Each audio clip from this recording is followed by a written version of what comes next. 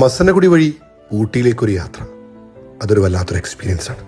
ഊട്ടി അഥവാ ഉദകമണ്ഡലം തമിഴ്നാട്ടിലെ നീലഗിരി ജില്ലയിലെ ഒരു മലയോര പട്ടണവും നഗരസഭയുമാണ്. നീലഗിരി ജില്ലയുടെ ആസ്ഥാനവും ഇതുതന്നെയാണ്.